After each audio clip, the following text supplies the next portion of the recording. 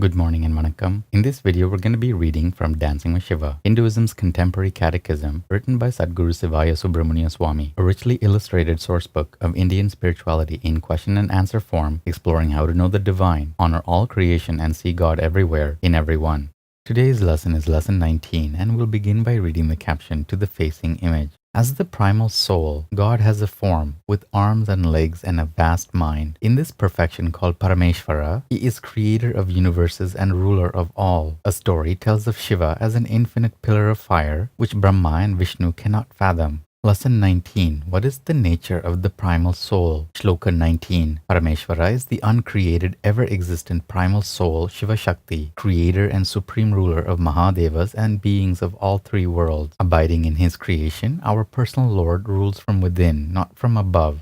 Om. Bhashya. Parameshvara, Supreme Lord, Mother of the Universe, is the eternal sovereign one, worshipped by all the gods and sentient beings. So loved is Siva-Shakti that all have an intimate relationship. So vast is his vastness, so overpowering is he that men cringe to transgress his will. So talked of is he that his name is on the lips of everyone, for he is the primal sound. Being the first and perfect form, God Shiva in this third perfection of his being, the primal soul, the manifest and personal Lord, naturally creates souls in his image and likeness. To love God is to know God. To know God is to feel his love for you. Such a compassionate God, a being whose resplendent body may be seen in mystic vision, cares for the minutiae such as we, and a universe such as ours. Many are the mystics who have seen the brilliant milk-white form of Shiva's glowing body, with its red-locked hair, graceful arms and legs, large hands, perfect face, loving eyes, and musing smile. The Agamas say, Parameshvara is the cause of the five manifest aspects: emanation, prishti, preservation, sthiti, dissolution, samhara, concealment, tirobhava, and revelation, anugraha.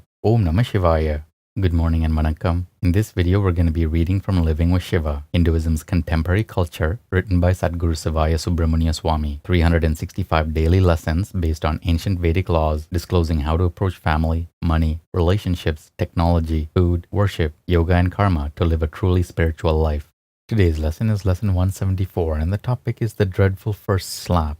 Though divorce is not an acceptable solution to family problems according to Hindu Dharma, there is one regrettable exception to maintaining a divine union, and that is in the case of domestic violence. We've encountered much talk lately in Time, Newsweek, Hinduism Today, and on TV about the taboo subjects of wife beating, date rape, and even sexual abuse of children. Things once not even whispered about behind closed doors are now out in the open. No more secrets. Of course, domestic violence never was much of a secret, for all those involved knew. Husbands and wives, their friends, the kids, close relatives and neighbors knew but said nothing. If the neighbors are making too much noise at a party, no one hesitates to complain. But if that same neighbor is beating his wife and she is screaming and crying, nothing is done. No knock on the door, no call to authorities. We never allow a fist fight in a public place, but we do permit by our silence such heinous violence in the home. In the spirit of standing for ahimsa and not permitting violence, when you see a man slapping his wife or a parent hitting his child, call the police. Don't protect the wrongdoer. Don't be a party to the crime by remaining passive. Don't think that no karma is attached to inaction. It is no longer acceptable to turn up the TV to drown out the screams and sobs of a wife being beaten.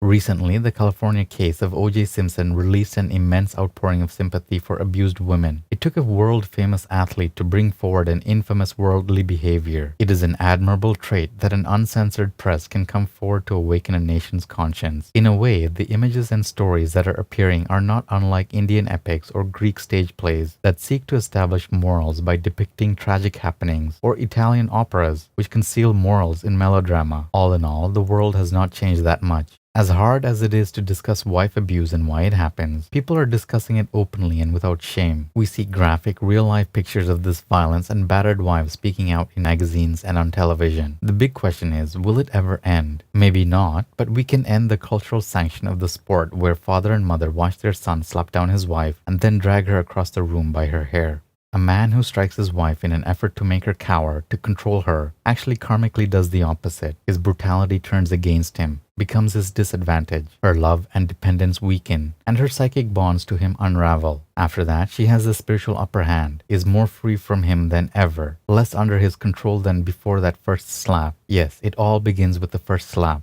It does not matter as much when they fight with words, the name-calling, insinuations, insults, and arguments. That's all part of the play of married life and may be fairly intense when their astrological compatibility is not as perfect as it might be. But that first slap changes everything. It is that first slap that brings dire kukarma, that degrades and demeans, that makes her his enemy and not his friend. This is not acceptable. Kids cannot accept it. Wives will never forgive it. Family should not endure it, even to defend beloved sons. It is not less violent just because it happens behind closed doors. It's because we know the people so well. All who know of this crime and who do not speak up for dharma, for ahimsa, are accomplices. Like a thief or rapist, they are enemies of a stable society. Sutra 174 of the Nandinada Sutras, Pursuing Benevolent Vocations. Shiva's devotees conscientiously choose professions that are helpful and beneficial to all, never destructive, divisive, or exploitive. Yea, they are ministers of the divine, missionaries of a future tranquility yet to be seen. Om.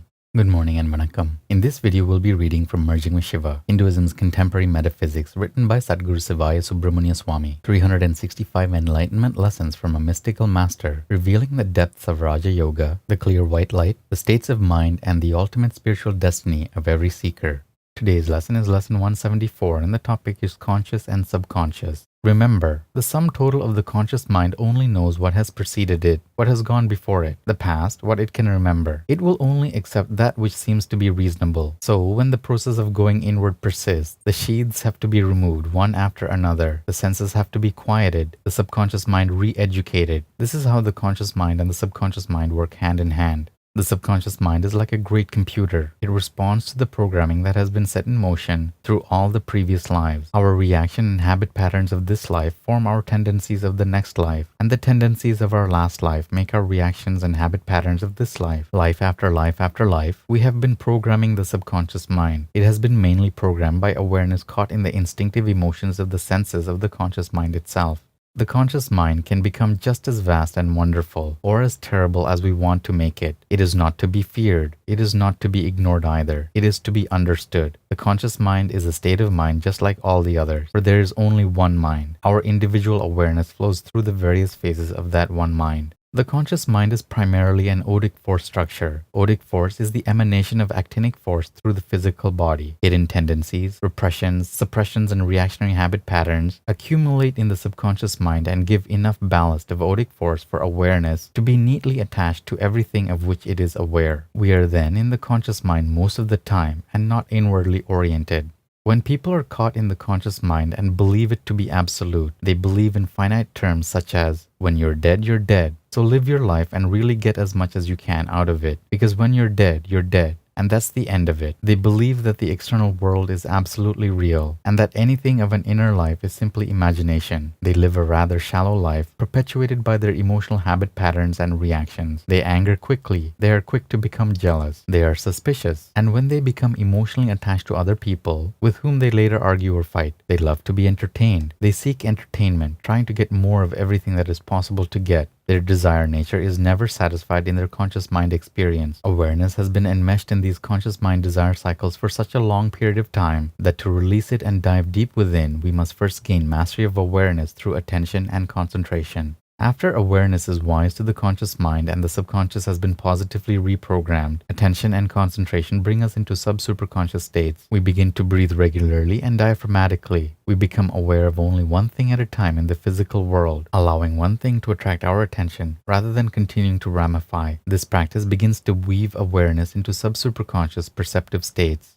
And that's it for today's lesson. Take care of yourselves, have a beautiful day, and we'll see you in the next video. Om Namah Shivaya.